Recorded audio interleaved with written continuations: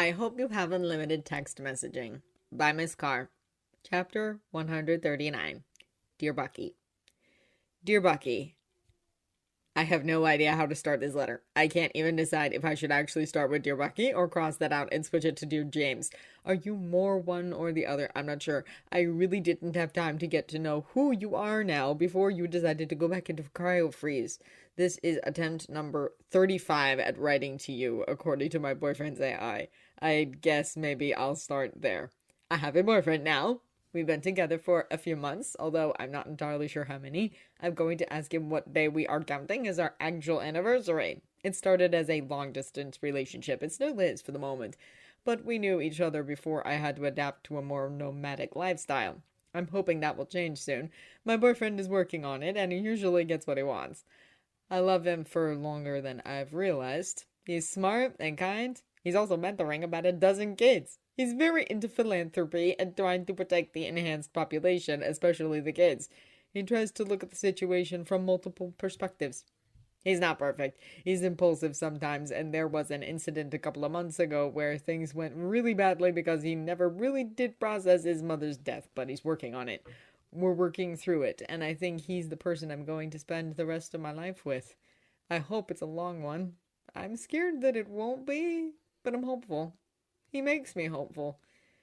This is not my first relationship with a man, so I guess I should tell you that Artie was not just a friend. I know I should have told you back then, but I was scared, petrified for you to find out the truth and hate me for it, or worse, I didn't want you to leave me. I also didn't want to get arrested because, well, you remember what it was like back then, but I sacrificed what I needed to keep you around, and I have to stop doing that. At least that's what my therapist tells me. Yes, I'm in therapy. I don't get to see her as much as I probably need to, but I think it's helping. The nightmares are becoming less frequent. I haven't had one in the last week, although that may be because the boyfriend is visiting. He has a tendency to keep the bad dreams away, at least when he's not starring in the dreams, but that's a whole different set of issues. I'm working on that as well. I'm sorry I wasn't there with you when you woke up. My current nomadic lifestyle means that I'm always moving from one project to the next. I've been doing a lot of good. I've freed a lot of hostages. My therapist thinks that's about you, and so does my boyfriend. She may be right. I think she's right about a lot of things. However, I'm not telling my boyfriend that he's right. It will just go to his head. I also don't want to lead various world governments to you, at least right now.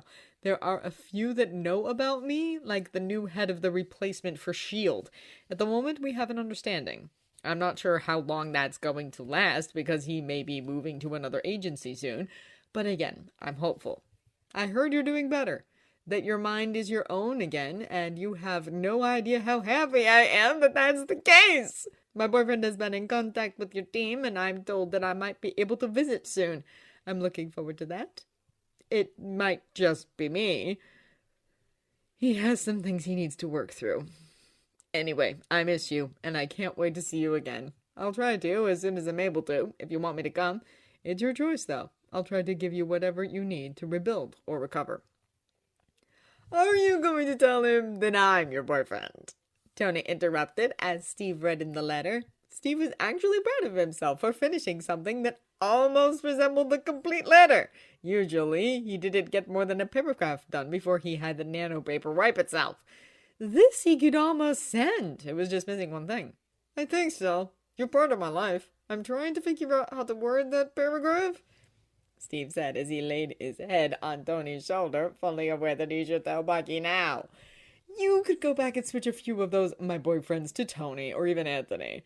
Then you can let him figure out which Tony you're talking about, Tony suggested. I think it's better that I tell him directly than let him wonder. You didn't make the best first impression. I need to do a little damage control. I think you're aware after the helicarrier fuck-up that I never make the best first impression. Although Siberia was extra awful, even for me, Tony remarked. I didn't give a good first impression either. Maybe it's best not to judge people by first impressions. Tony responded by kissing Steve. You're learning, sweetie. I'm so proud. I'm trying. Okay, how about this? So you're probably wondering who my boyfriend is. He's Howard's son and Peggy's pseudo-nephew. Yes, I'm well aware he tried to kill you about 6 months ago. He's sorry about that. Did you get his apology flowers? He told me it was a nice arrangement. I'm not writing that, Steve sighed, especially because it almost sounds like I'm dating you because of your connections to my past, which is not true, he reassured. And I'm grateful for that after the Sharon fiasco, Tony remarked. Seriously, don't date people I've changed the diapers of. I would suggest the half of your age plus 7 rule, but I don't think I'm going to qualify until I'm 67. Maybe for you, we could do half your age minus 7, so nobody under 42. Tony smirked at him. I'm not even going to go there. Did you actually send an apology floral arrangement? Steve asked. Yes, and Friday had to ask the princess herself for florist recommendations.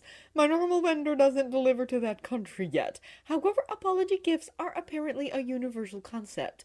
I'm not sure what I'm actually sending, but I have been assured it would be culturally appropriate and ridiculously expensive. So maybe it's best you don't mention flowers specifically, Tony explained. If that's just so you to send an apology gift, you have a regular vendor for that? Steve asked, surprised. I told you I'm better at saying I'm sorry with things. It's a bad habit I picked up from Howard. Did you know that he had a custom bracelet designed for all his conquests? They actually go for a small fortune when up for private auction. I should know since I bought most of them to be destroyed or rather recycled. Are you going to tell Dr. Suarez about that? Steve asked, slightly concerned. She knows. If anybody is well aware of my daddy issues, it's her, Tony tells his boyfriend. I'm well aware of your Howard issues.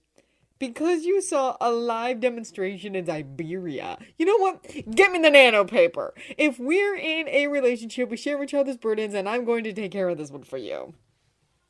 I trust you. Just don't talk about us having sex, he said as he handed the nano paper notebook to Tony. Will do, Snow Bunny, Tony said, kissing Steve's cheek before starting to write. Okay, you'll probably notice a change in handwriting right now. This is Steve's mysterious boyfriend. You're probably wondering why he's writing you. Well, we've met, and when we were together last time, I was an asshole. Actually, asshole is an understatement. I was out of my fucking mind, and I tried to kill you. I am sure you know who I am now. I bet you weren't expecting your BFF to be dating Tony fucking Stark when you woke out of deep freeze, but here we are. Does it help to know I'm head over feet in love with him? You can't word it that way, Steve said out loud as he read over Tony's shoulder. Okay, he may have pressed a kiss to Tony's shoulder at that moment as well. Other suggestions? Because I feel like we need to take the Band-Aid approach here. You want to rebuild your new relationship with this version of your BFF, right? Yes? Then that means honest communication. And yes, I'm aware I suck at that, Tony tells him. Okay, keep it as it is except delete the curse words. Steve agreed reluctantly. Also, maybe include some more positive things? Working on it, Tony said as he turned his attention back to the paper. So obviously, we've kissed and made up many, many times. And it wasn't right away. It took a while and probably several hundred text messages to get to where we are now. Good thing I have unlimited text messaging. Steve is worth the work. I realize that I made some bad choices. Not agreeing to the ideal of the Accords, because in theory I think they're necessary. I don't always like rules and oversight, but sometimes they can be helpful. However, the execution was flawed, very flawed. Ask the princess to tell you about the Mumbai incident, or what happened in New York, DC, London, or LA the day before the US presidential elections. Certain flaws of the Accords were fully on display, and people ended up dead. No one with powers, but some innocent bystanders, because that's what happens when you unleash an EMP on a major city in a society where everything runs on electricity. However, I'm sorry for how I reacted when I found out that Hydra used you to murder my parents. After a lot of time in therapy and a bunch of medication, I am able to acknowledge that you were not culpable for their murder. You had no autonomy and no control over your actions. I can't blame you for the events of December 16th, 1991. I also accept that Steve wasn't choosing you over me. He was making sure I wouldn't have your blood on my hands, and I already have enough on my own. So after a lot of reflection, Steve made the right decision. I've killed a lot of parents, not intentionally, but I did. And I had full control of my faculties at the time. If you ever come across Wanda, ask her what my weapons, or rather, I did to her family. I don't think she'll ever forgive me for that, even with the wedding present. What's a house when you are essentially responsible for making her an orphan? I think the saying is, people who live in glass houses shouldn't throw stones. Well, I live in a glass tower, so no stone throwing will be happening. I'm going to step back and listen to my therapist. I have a different one from Steve, but she's good and made me realize a lot of things. The medication also helped. I'm on the good stuff. Anyway, enjoy the apology gift that I'm sure you will be receiving soon. I will make sure Roger shows up for Christmas, if you and the doctors allow it, even if I have to drag him there myself. Okay, and let's hope he doesn't get shot again before then. Was he always this reckless? Seriously, I would love to wrap him in bubble wrap, but I'm sure he would be pissed off if I did that. You can't send that, Steve tells his boyfriend. Too late, already did, Tony said with a smirk. But you said there was a dead drop? Steve asked, incredulous. Nanotech is a beautiful thing. I'm not quite sure how the princess's version of it works, but I probably will once I'm focused on other things besides you. I should make you sleep on the couch, Steve glares at Tony. I love you, and I did this for your own good. Also, I got chocolate body paint. You can pay me like one of your French girls, Tony offers. That makes Steve feel slightly better. There were not any French girls, Steve shoots back. Part of me doesn't believe you. Were there any French boys? Tony asked, raising one eyebrow. It worked. No, but there is an Italian boy, Steve said as he began to unbutton Tony's pants. And I just have this feeling he would look really good covered in chocolate body paint. He owes me for sending out that letter before I could at least correct some typos.